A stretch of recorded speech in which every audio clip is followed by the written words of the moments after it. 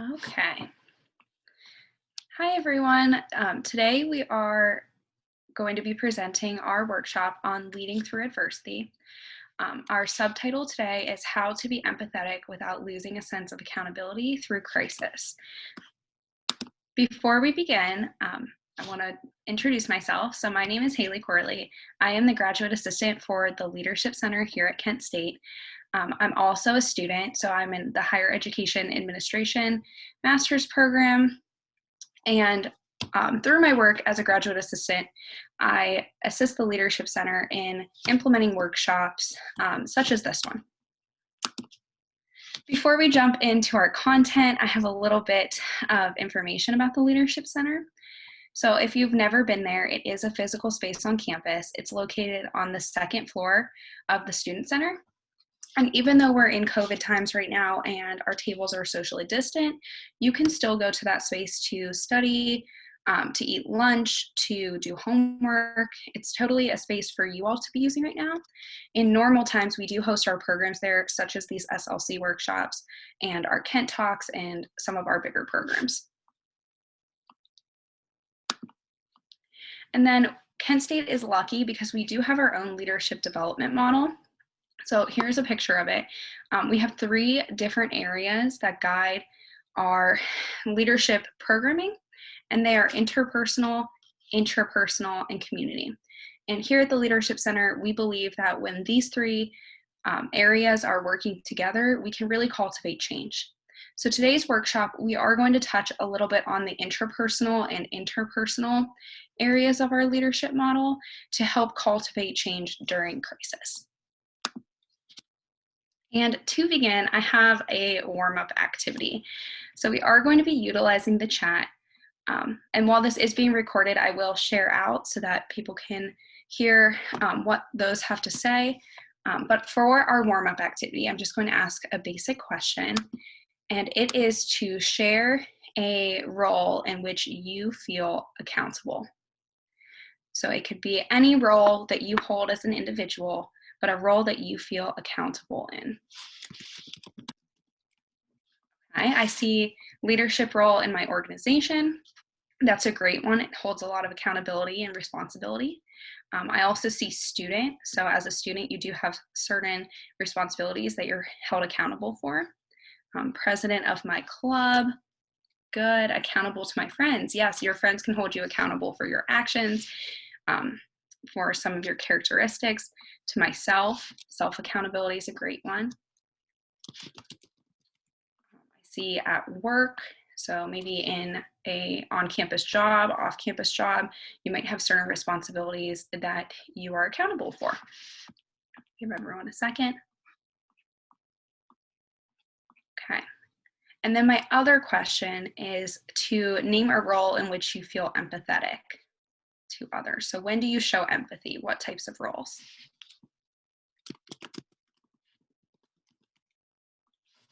First one, as a friend. Yeah, friends who have a lot going on. It's great to be that sounding board, maybe somebody that you can turn to or a friend can turn to be empathetic. Classmates that are struggling. It's a good one. Family. Say coworkers. All of these are great examples of roles in which you can be empathetic. And I just want to point out that there is a lot of overlap. So while we do hold people accountable in certain roles, like a leader in an organization or a friend, maybe at work, those are also some of the roles that we do demonstrate empathy skills as well. So while we are holding people accountable, we also are being empathetic and being great listeners and being there for those around us. Thank you all for participating. First, to open up, before going on, I do have a quote for you all. So when we're in leadership roles or a position of authority, we're faced with the task of holding people accountable while also empathizing with their situations and setbacks. So I know at times, especially if you're leading an organization or if you're in a class and you have all of these responsibilities, it's really important to keep that idea of accountability in mind. But what happens when people have situations and setbacks is also really important. So when do we bring in that role of empathy. So before we jump into our balancing and how to balance empathy and accountability, I want to start out by kind of defining these terms so that we all have a baseline understanding. So first, accountability. So accountability is basically defined as the willingness to accept responsibilities for our own actions. It's the state of being accountable, liable, or answerable, and that person will receive the consequence of the action. So let's say you have responsibilities in a certain role, using our examples like a leader of an organization, a student, or a student employee. If you do not uphold those responsibilities, you can be held accountable maybe for not upholding those responsibilities. And sometimes not being accountable does come with consequences, and other times it just is when you fall short of upholding your responsibilities. And then group accountability versus self-accountability. So groups such as teams are made up of individuals. So while we do come together and maybe share responsibilities as a group in certain situations, such as a student organization, maybe a team of coworkers, a team within an office, we also all have individual responsibilities. So groups, again, are made up of individuals. So we need to recognize when it's time for individual roles and when it's time for team roles. And I love this last bullet point. Cultivating team accountability is hard work, but it starts at the individual level. As a leader, it requires your time, energy, and pure leadership. The journey to building team accountability, though, begins at the individual level. So while we do look at teams a lot when thinking about accountability, we each have our own responsibilities and our own personal accountability to contribute to that team. Thinking as like a student organization, if one of the officers in the student organization lets down the group or doesn't uphold their responsibilities and isn't accountable, then it maybe sets an example for other people to not be accountable as well. So the best way to kind of foster that group accountability is to be accountable with yourself. And then empathy, moving to the opposite side. So what is empathy and how do we show it? Empathy is the feeling or the ability to understand and share the feelings of another. And we demonstrate empathy by imagining ourselves as the other person. So a lot of times people will say, imagine yourself in the other person's shoes. Try to imagine what they're going through. Understanding their feelings and why they feel that way. So trying really hard to understand where a person's coming from, what they're going through, and maybe what led them to have those feelings. Being an active listener. So if somebody comes to you, really trying to listen to what they're going through is how we can demonstrate empathy, and then offering support. And then lastly, how do empathy and accountability play in together? So empathy without accountability can be presented as dangerous for what's acceptable and what isn't. So it's a fine line to balance, especially during these times of trouble, which I'll get to in a second.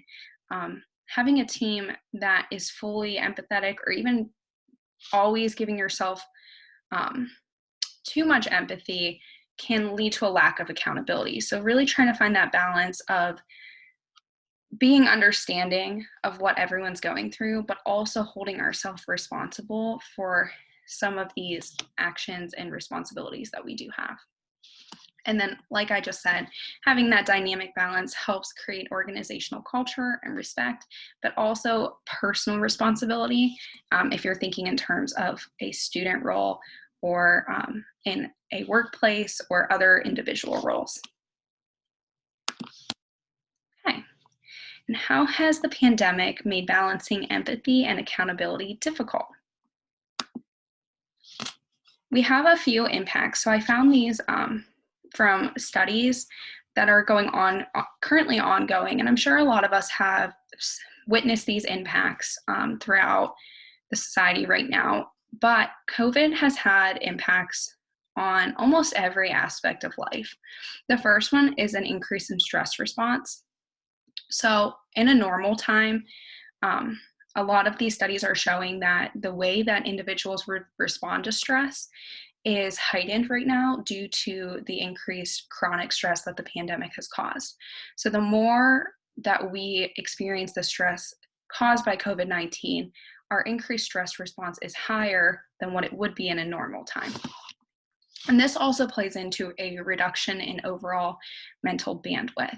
So how much can you handle? How much can your brain process on a daily basis? It's actually lower right now in this time of crisis than what it would be in a normal year in a normal setting.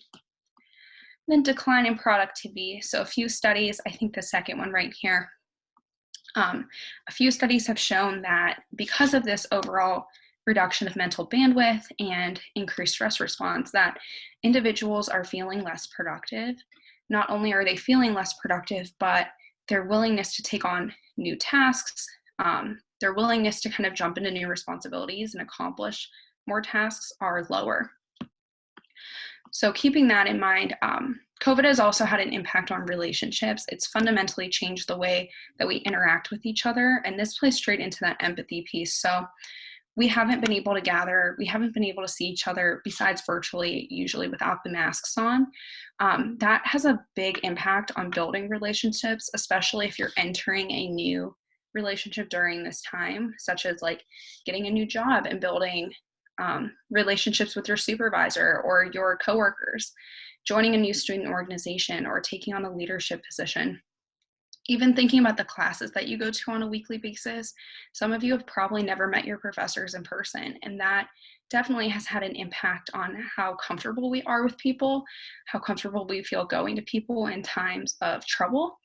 But all of these impacts really have an impact on this idea of accountability and empathy. So while we are going through all of these things, it's important to remember that the person next to us is also experiencing it. And that's where it plays into having understanding and having accountability as well, because we all are experiencing these pandemic impacts. Which plays into our next question. I'm going to utilize the chat function again, but I do want to pose a question that kind of looks at those impacts that we just talked about. So the increase of stress, the mental bandwidth reduction of productivity, and then our impact on relationships. And think about how those COVID impacts might have an impact on our leadership, specifically thinking about balancing that accountability piece with empathy. I'm going to open up our chat feature. We could also unmute yourselves if you'd like, but I see we have some answers in the chat already. The first one states, it makes it really hard to stay motivated in my organization. There's a lot of other things going on. Completely agree. It's so hard when we're experiencing all of these things outside of our normal roles to then, in our leadership role, stay on top of those tasks and to stay motivated to accomplish an end goal than if it would have been in a normal year. It would have been much easier for us to accomplish those things. Thinking back to maybe my personal experience, I'm thinking about in the classroom, so leadership. I love to build relationships within my classrooms. I love to build relationships with my professors, and it's been really hard for me to share in class in this virtual setting. It's been really hard for me to hold myself accountable to those sharing situations, and also to reach out when I maybe don't understand something. It's much easier when we're face to face. I see another one in the chat. My professors aren't working with me. My professors aren't working with me to adjust to the virtual classes, which stresses me out. It's almost like I can't focus on anything else at that time. I completely agree. That's definitely one that I know a lot of students are going through right now, and it definitely affects our ability to lead, especially in an academic setting. Here's one. Sisters in our chapter feel really disconnected because we're so used to being together and we all miss being face to face. That goes right into that relationship piece. Some of our experiences aren't the same right now, especially because we can't gather face to face. And I know it's really hard for us to want to be together and to not have that opportunity. And I'm sure it's really hard on those chapter leaders who really wish that they could plan in-person events and have had to pivot to try to still build those meaningful connections. See another one in the chat, I'm so burned out. Right, all of these things are affecting leaders, but they're also affecting those that we're trying to display leadership around as well. So while some of our comments were from individuals who hold a role maybe in their organization or in the classroom, I know that when you're in those situations, it's not always easy to think about those who are around you, and that, you know, they're probably feeling the same way.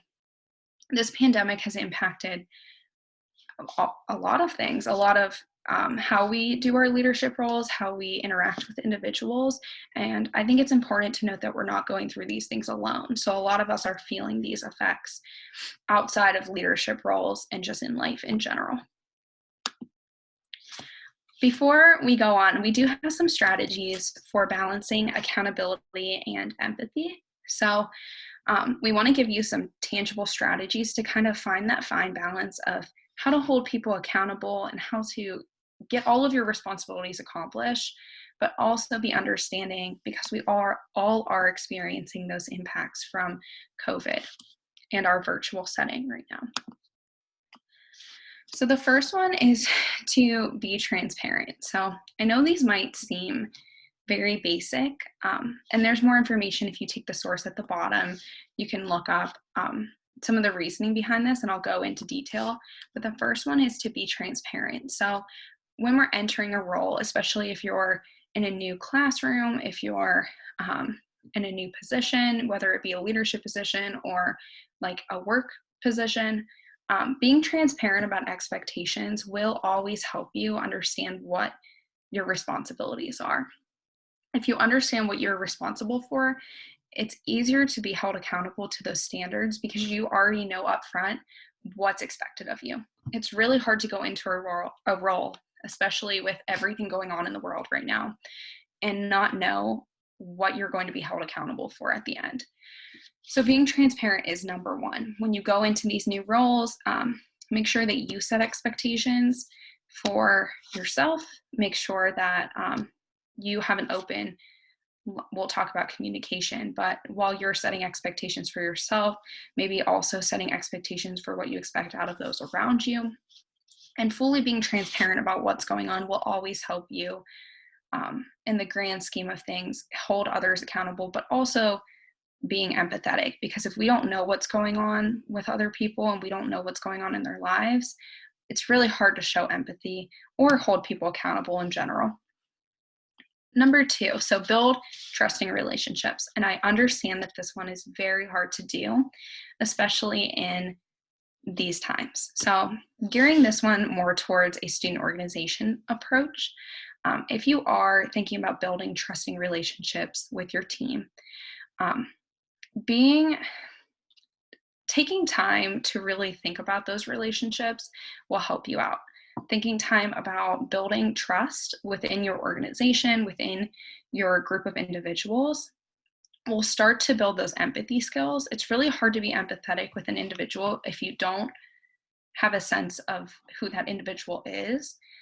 I know, for example, if I were to not follow my responsibilities at my job, my supervisor knows that I'm usually a very accountable person and that there might be something going on. So it's really easy when you know somebody to understand what's expected out of them, and that when they do maybe drop that ball or something happens and they have a setback, it's easier to be empathetic with people that you trust. So try to focus on building relationships. There's a lot of team building activities out there, a lot of exercises to start to get to know people on your team better.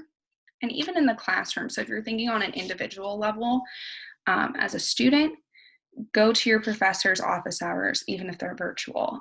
Try to find individuals in your courses that you trust. Try to build relationships, even though it might be difficult at this time. And our third one, so we have established open lines of communication. And this one plays back to being transparent. So when something does happen, a setback, or if something, one of those impacts from the pandemic is hitting you really hard, it's important to communicate with those around you, even though it might be tough. So if you do trust the people around you, it's important to start communicating with them, telling them what's going on, and being really open. And those open lines of communication go both ways. So if you not only have a setback, but if you're succeeding in something, you want to make sure that you share that both ways and that those around you feel that they can communicate with you as well. So open lines of communication are a great way to balance that accountability with empathy and really have a great team dynamic. And then 4, take responsibility for the things within your control. So like we saw those impacts of the pandemic, a lot of things right now are out of our control completely.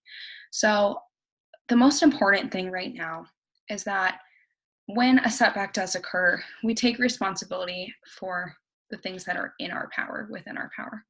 Understanding that we can't control external factors and understanding that we're not responsible for every individual's actions. We're not responsible for every setback that an individual may go through, but we can be responsible for how we empathize with them and how we do uphold our responsibilities. So really trying to understand that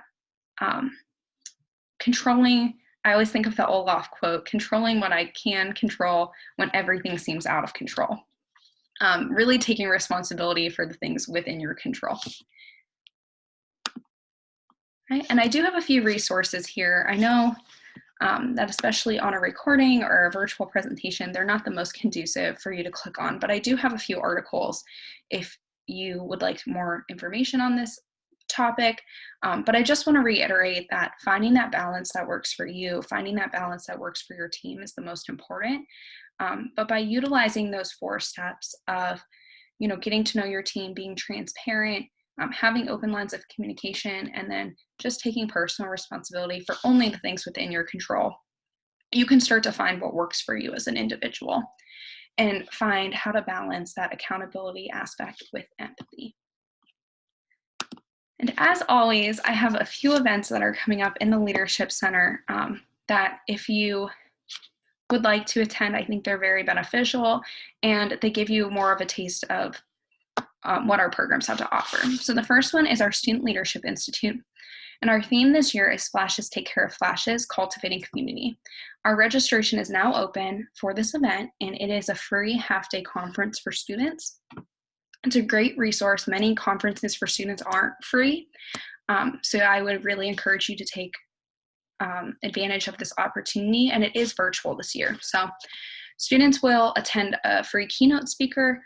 He is the free hugs guy. His name is Ken from the Boston Marathon. He really preaches about cultivating community, and I think he's a very engaging speaker. So we're excited to have him.